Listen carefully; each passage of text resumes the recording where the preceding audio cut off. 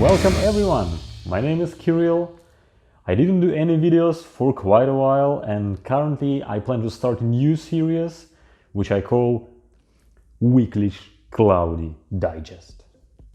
I'm a backend and cloud infrastructure engineer, and I will be talking about various topics around these areas, like news from cloud-related companies or just interesting blog posts.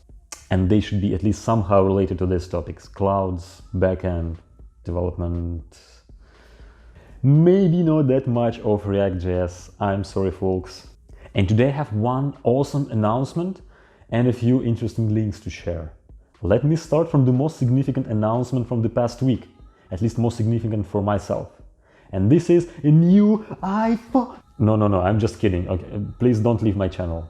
I'm not one of these bloggers who like one more talking about iPhones, Apple presentation and so on. We'll be more techy here.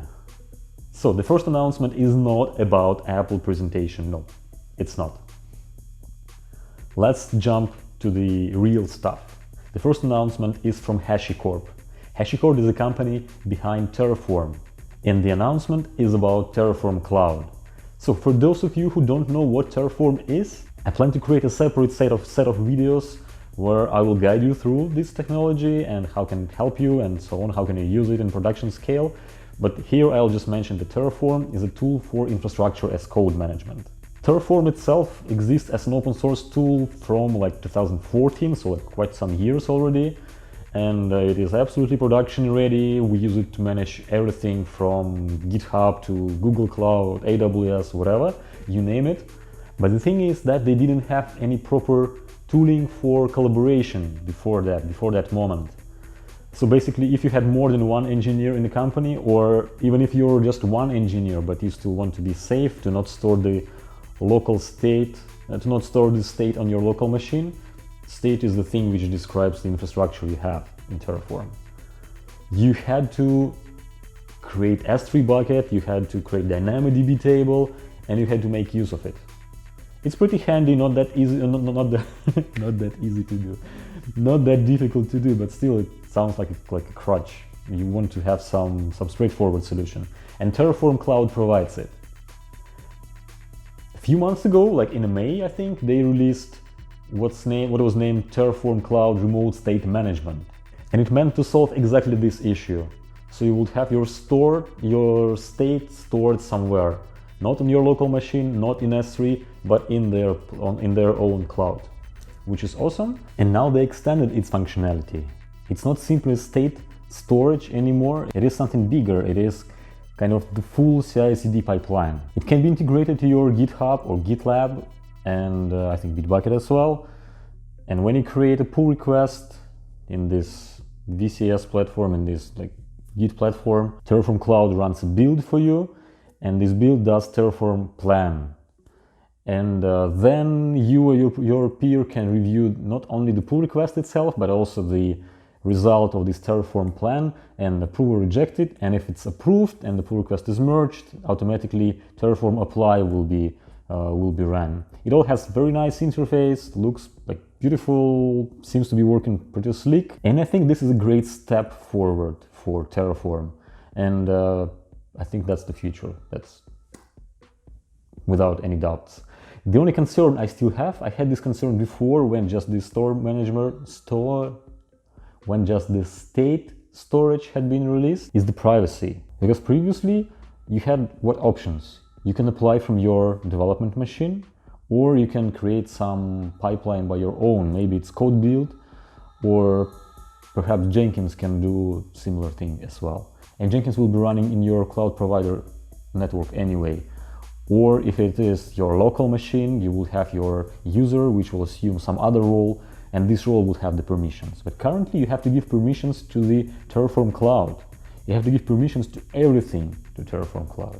To your GitHub, to your AWS, to your GCP, to your, I don't know, code climate, rollbar, name the thing. And this concerns me. Please tell me what is your opinion on this. Do you plan to use Terraform Cloud? Are you concerned about the same thing as I am concerned? Or it is fine for you and like Giving all the permissions to Terraform Cloud is something you can accept in exchange for the convenience it provides you.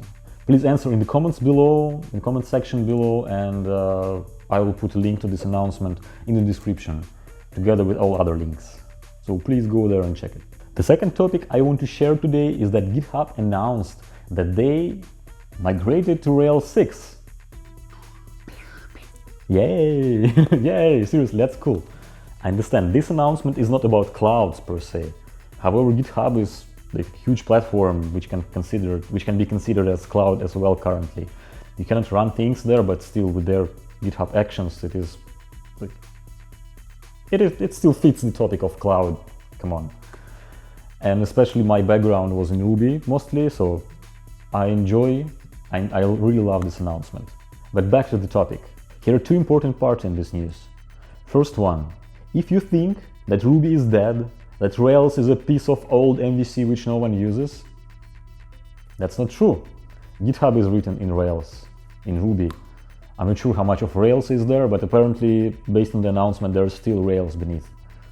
And it's not only about GitHub. GitLab is also written in Ruby. And the second part is that they migrated to Rails 6. And it happened not in a year or two. It happened in just a couple of weeks. So 2 weeks ago was released the Rails 6, and now they migrated to the Rails 6. That's blastingly fast.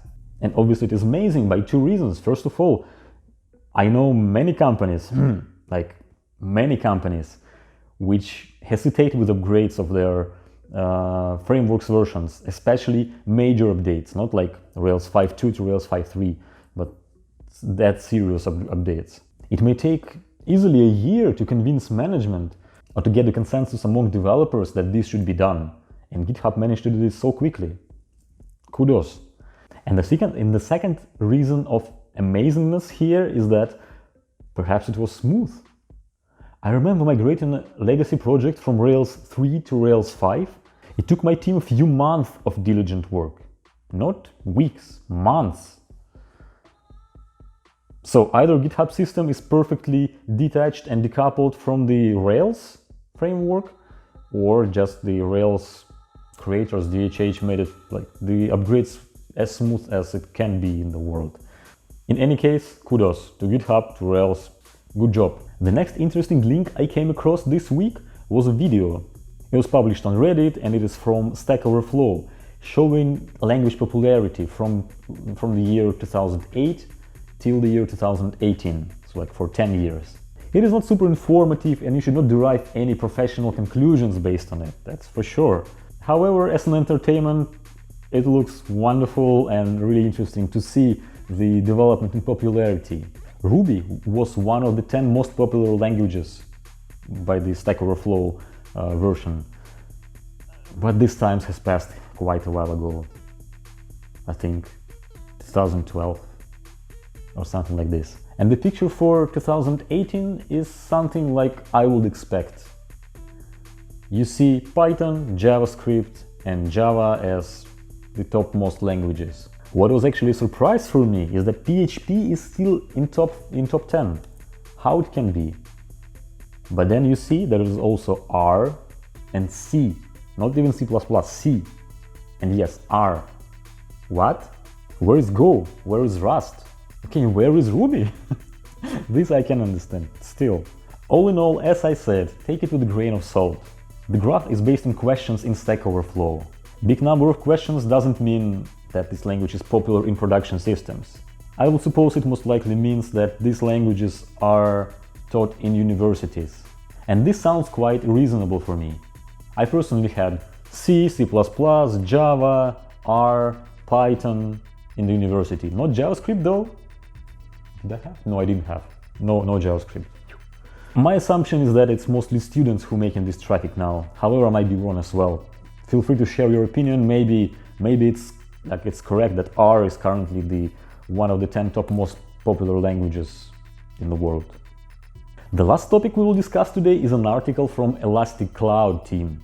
A few months ago, they released a Kubernetes operator to orchestrate a cluster of Elasticsearch. It is a super powerful tool, including not only the database itself, but also Kibana, also, I will read from there if you don't mind, Kibana spaces, canvases and other adjacent products. But it happened back in May, not this week.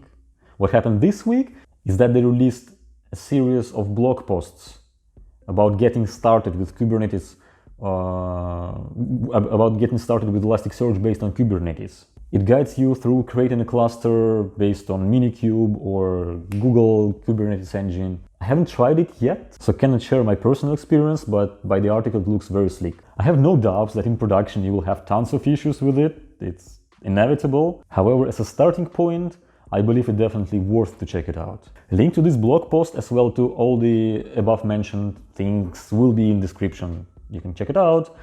And that's it for this week. I hope you enjoyed this video and I will see you again in a week or so. Let's see how it will go. I will really appreciate your feedback. You can leave it either by giving kudos or double kudos if it's possible. Double kudos means no kudos. Damn. Triple kudos then, please. Or comments, or find me anywhere, Twitter, my blog, my personal blog will also be shared there. Thank you for watching. Enjoy your week. See ya.